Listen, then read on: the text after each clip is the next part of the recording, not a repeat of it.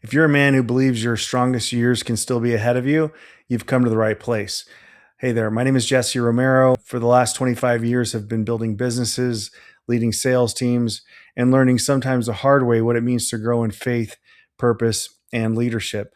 This channel is mostly about where I share my life's lessons to help men build their faith and strength and influence so that they can finish stronger than they started. I've got a bunch of notes here. Today's topic is going to be around the 3 mistakes I'd never make again.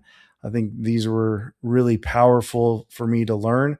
And again, I learned them the hard way, but I figured I'd share them with you. So hopefully they can help you and at least not make the same mistakes that I did. So if I could go back, I'd change a lot. Of course I would. Not because my life has been terrible. There's been a lot of ups, but a lot of downs. But because I wasted years believing in things that simply just weren't true. These 3 mistakes shaped nearly every area of my life. Maybe they'll save you some time too. So, mistake number 1, living with a scarcity mindset. The lie. Everything depends on me. I used to think that all the time.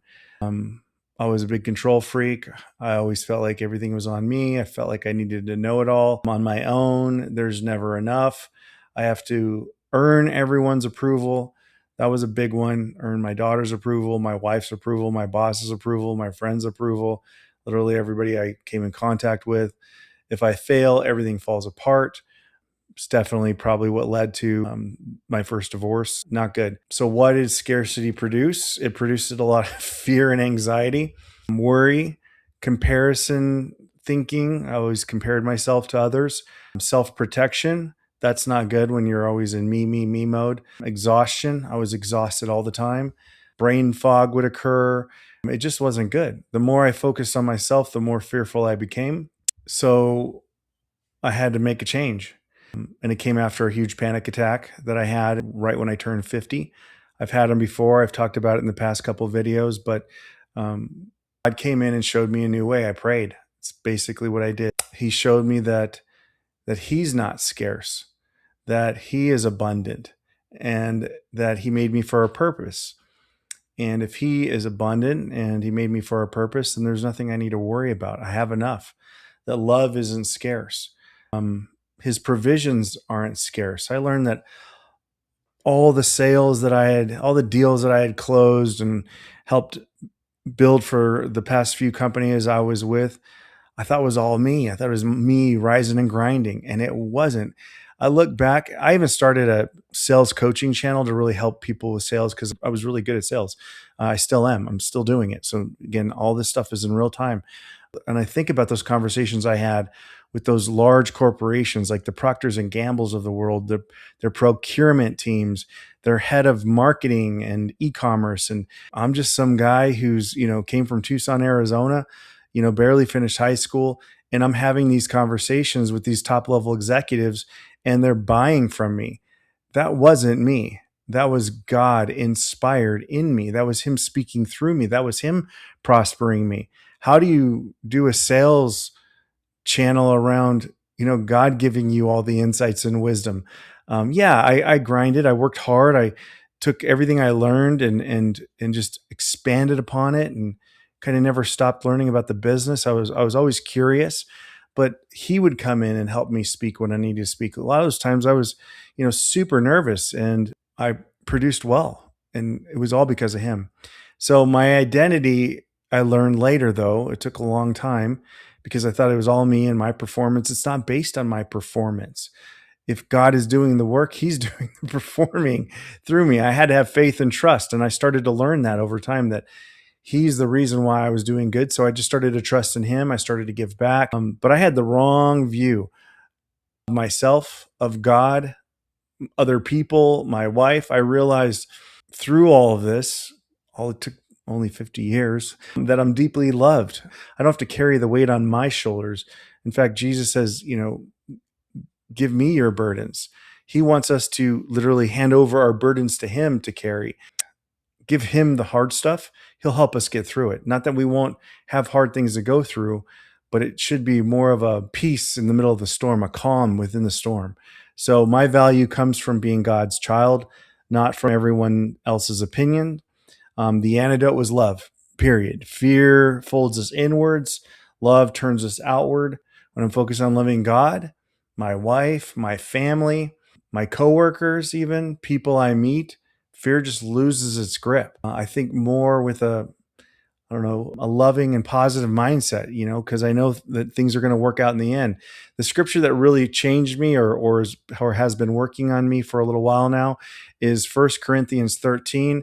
And I've been trying to commit it to memory. I think this is what makes me a man. I think this is what makes men men, or Christians Christians, if you will. Rather than quoting the entire passage, I'm just going to go through some of the phrases of that. You can go look it up yourself. Love is patient. What is love? Love is kind. It isn't self-seeking. It keeps no records of wrongs. It always trusts. It always hopes. It always perseveres. It just never fails. So why worry when you have love? And God is love. So imagine, like, instead of rehearsing your fears when they start to come upon you, rehearse those words. And I think the lesson learned here is love and fear cannot occupy the driver's seat at the same time. It's just impossible. It's like oil and water. They don't mix. It's that simple. You have to make a choice. Okay. Mistake number 2, believing getting older meant getting old. That's a lie. I was like, I'm turning 50. I had all this brain fog. I couldn't lose the belly fat. Such visceral fat was like all over me. And I was still working out like 4 or 5 days a week. I was probably working out too much, to be honest. I thought, well, this is old. This is what happens. I'm declining. My best years are over. My body can't improve anymore. That's so false.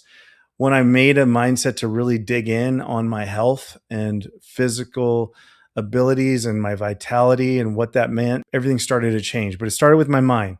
The mind changed before my body. Yes, age matters, but attitude matters more. So what changed? Instead of trying to train like I was 25, I learned to train smarter. My fitness philosophy now is slow down in my workouts, train with intention, focus on quality, and then take all those sets closer to failure. So less is more, but with more focus and strength and going to failure helps your joints. It helps everything, and you actually grow stronger. I recover now harder than I train. I think about recovery more. I focus on that more than I ever have. There's all kinds of videos on that. Everybody's different. I might make a video on the whole training process over 50, and I'm a work in progress. This all just started within the last couple of years. But the first things first, enjoy the process, enjoy it, and just take a step back. It doesn't have to be, like it was in your early years where you're just grinding. Recovery is the secret weapon. I started protecting my sleep, recovery, stress management, active recovery also looked like walking longer distances, swimming, mobility. Recovery stopped feeling optional. Nutrition changed. So I'll go into that a little bit. Again, this is not all about, I'll probably do a separate video, but for me, under 2,000 calories was like the focus. I started to track those for a while. Couldn't go above that because I was realizing every time I went above that, again, it was just getting fatter. It was getting hard to breathe. But for me, again, I'm not a doctor. Please consult your doctor when it comes to health. That really worked for me. Not too much under, like I could say between 1,800 calories and 2,000. A Mediterranean diet was ideal. It was a lot cleaner and it tasted good.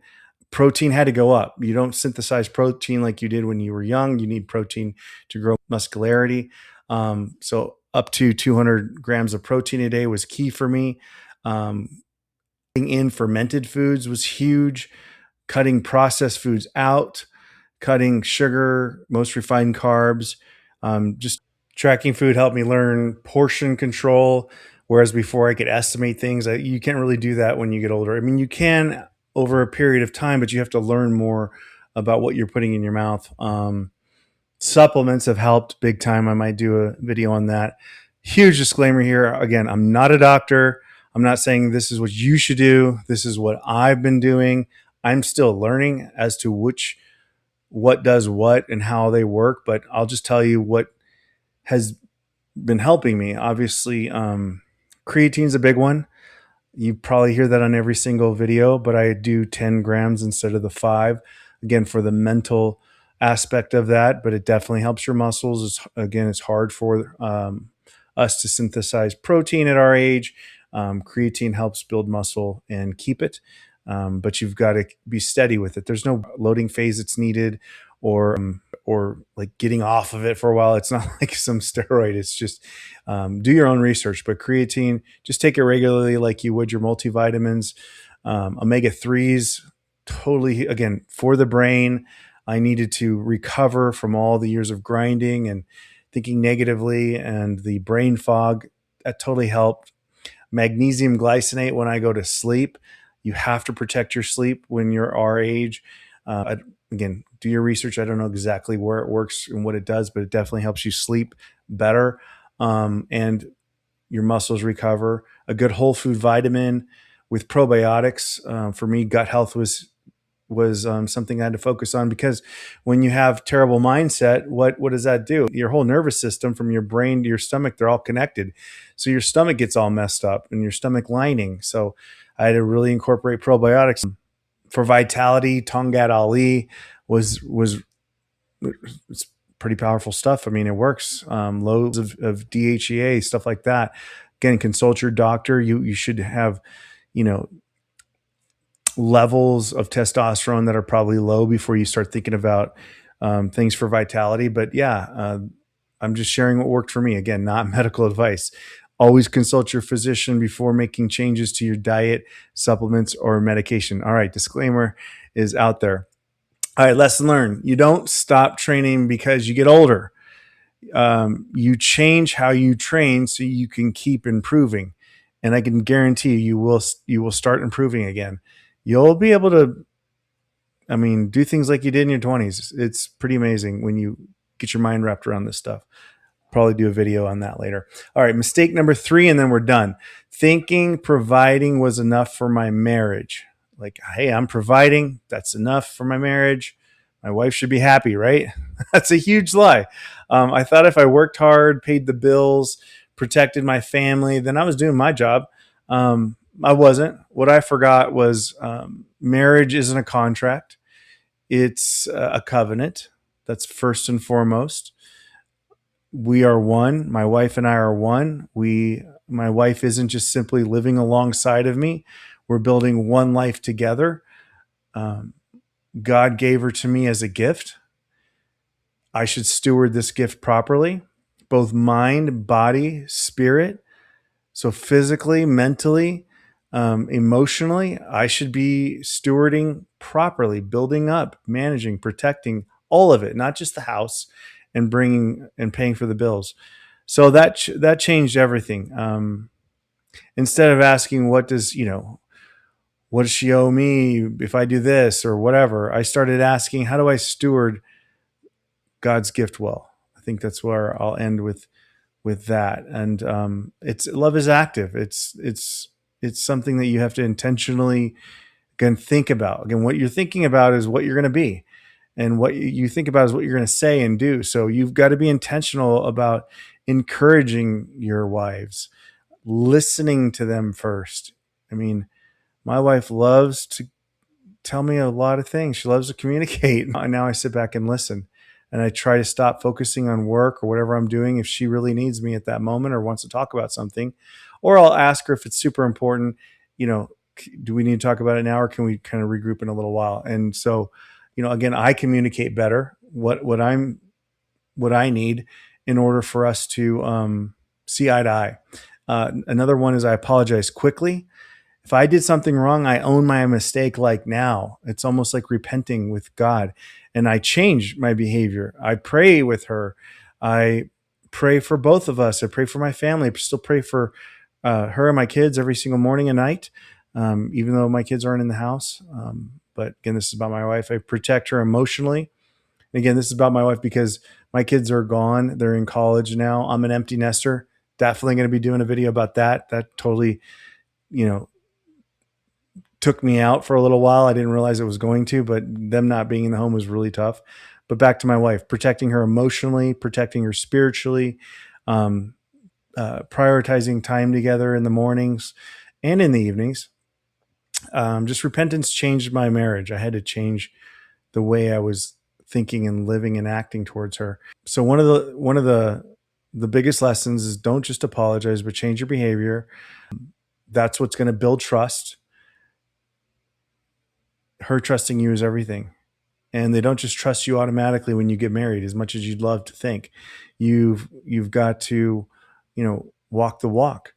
I also had to stop viewing her care for me as criticism. And I look at it now as care, where I used to look at her as like a warden telling me, you can't do this or you can't do that, or why are you doing this or why are you doing that? When she looked after me, it's a good thing. I used to feel like it was control. Now I see it as, love expressed differently than I expected. And everything that she's been concerned about is something that I had to work on. It wasn't criticism per se. It was like, again, maybe like Holy Spirit giving us conviction to change our ways. It's always good to grow. That's why you get married. Iron sharpens iron.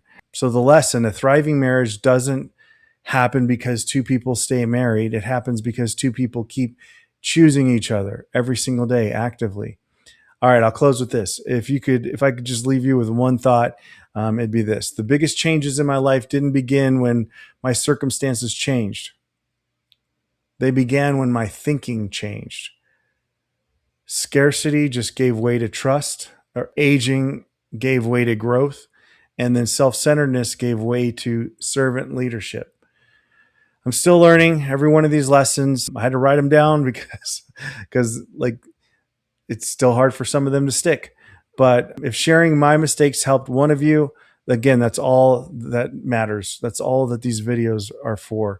And hopefully they'll help you avoid years of unnecessary struggle and worry and fear. So keep building your faith, keep building your strength, and remember, your strongest years may still be ahead of you. All right, thanks so much. Talk to you later. Bye.